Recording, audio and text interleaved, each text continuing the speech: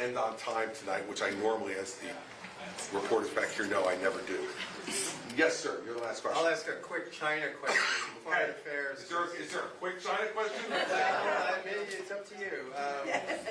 What would you do to contain China if you feel it needs to be contained? And what would you do to beef up Taiwan to discourage China from invading Taiwan? First thing I do is support Ukraine.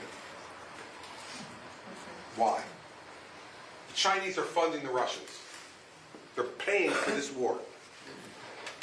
And they're paying for it as a test. A test of the Russians, what kind of friends they're going to be, and a test of us and what kind of adversaries we're going to be along with our allies in Europe. We have people in our party, Donald Trump, Ron DeSantis, Vivek Ramaswamy, who say, no business in Ukraine, it's not in our interest. The last time we turned our back to a shooting war in Europe, we ignored it for about 5 years, and then we gave 500,000 American lives to stop Hitler. It will happen again. Putin is an awful communist KGB autocrat, and he needs to be stopped. And the Chinese need to have a message sent to them. The juice is not worth the squeeze, fellas. Don't try it. Because the free world will unite against you.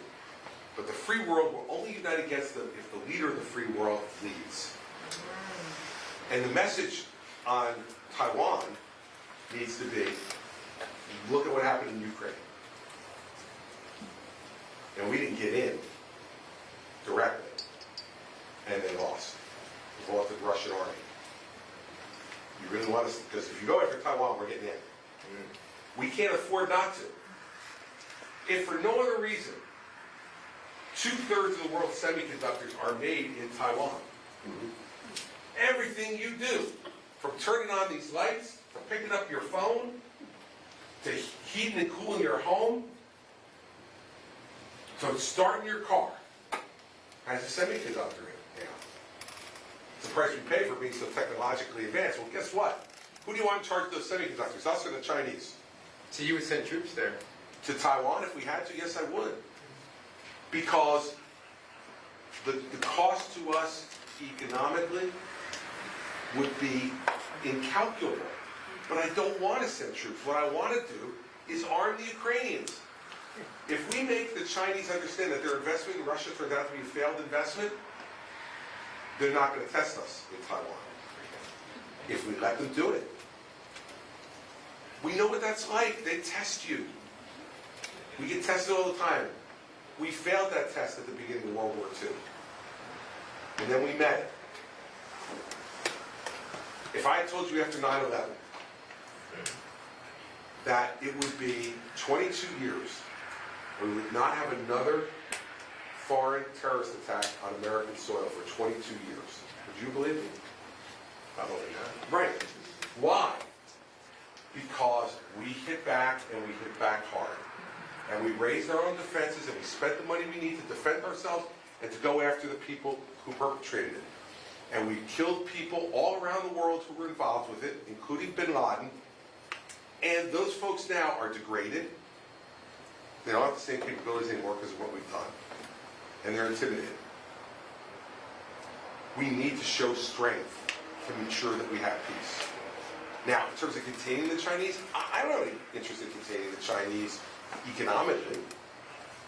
Let's compete with them. I'm happy to have America compete with them now. They got to stop stealing our intellectual property. I mean more militarily, like the way they're the Spratlys and all the little incursions. Well, no, and look, so things we need to do militarily, we need to reconfigure our defense budget. It's not that we don't spend enough.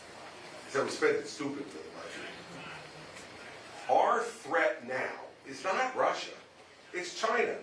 And how do we contain China? More ships and more submarines. Those who control the South China Sea, making sure it's free, will be the ones who control and prevent any conflict. And so militarily, they're building those artificial islands in the South China Seas, which they're not supposed to be doing because it's international waters, and Obama let them do it, and Trump let them do it. We need to send a clear message by having more ships and sending them there. Saying, we're here. Keep screwing around. And things could get ugly. They're not prepared yet to have a war with us. They're still probably a decade away, having the capability to have a war with us. Let's use this decade to make ourselves even more prepared and to send a very clear message to them, which is, we don't mind having you as an adversary and a competitor. We don't want you as an enemy. But if you become one, we'll be prepared. And right now, I don't think we can say that we're prepared. Not completely. What we've done in the past has gotten us to the point where we are. But they're moving. In the last 10 years, the growth in their military is the greatest growth of any military in any 10-year period in world history. So they're using the money they've made and the technology that they've stolen to do that. And so we've got to get real about what the competition is. And if we don't, we're going to pay a much dearer price. I don't want to send troops to Taiwan. I will if I have to. But we need to arm the Taiwanese now. Part of the Ukrainian failure was Obama not arming Ukraine when he came in and he took Georgia and Crimea. He was signaling to us what he was going to do. If we had armed them then, Putin doesn't come in because it'll be a fair fight. He came in because he didn't think it was going to be a fair fight. He didn't know how hard they would fight.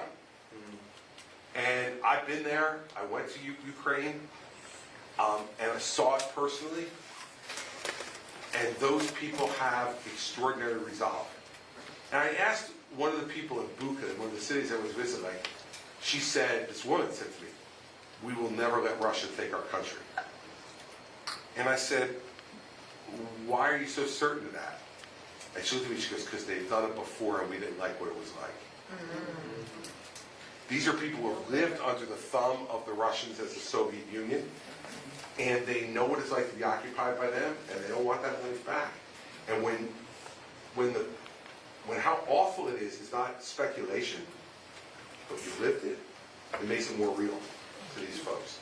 So I think what we do in Ukraine will dictate both the success of our military relationship with China, and will also dictate what level of sacrifice we'll need to make in the future. I don't want American men and women to have to go to war on my watch. Don't want it. So if you don't want that, you better modernize your military. And by the way, last year, our total aid in the last year to Ukraine was 5% of 1 year of our Pentagon budget. And they've degraded nearly 50% of Russian military hardware. I don't know, it seems like a pretty good investment to me. And when I met with Zelensky in Kyiv, we met one-on-one for an hour. And one of the first things he said to me was, we do not want American troops here ever, nor will we accept them. And I said, why not, Mr. President? And he said, because we've been occupied by the Russians. We don't want to be occupied by them again. But with all due respect, we don't want to be occupied by you either. We want our own country. We just need you to help us to keep it. And that help just means arms, not men and women. And I believe he means it. And I believe it's a point of both personal and political survival for him. And remember something. The second day of the Russian invasion, Joe Biden called Zelensky and said, we will send a helicopter for you and your family. Remember his response? He said, Mr. President, I don't need a helicopter, I need guns.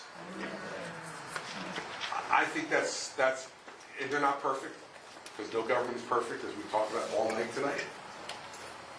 But they're sure as hell better than Vladimir Putin, and better than President Xi of China, and better than Kim Jong-un in North Korea, and better than the rulers in Iran. And those four are now in league with each other, helping Russia. And we need to make sure that we send a clear message to those folks, because if we don't, we're going to pay a bigger price later, and I don't want to pay that price. So thanks for the question. Thanks.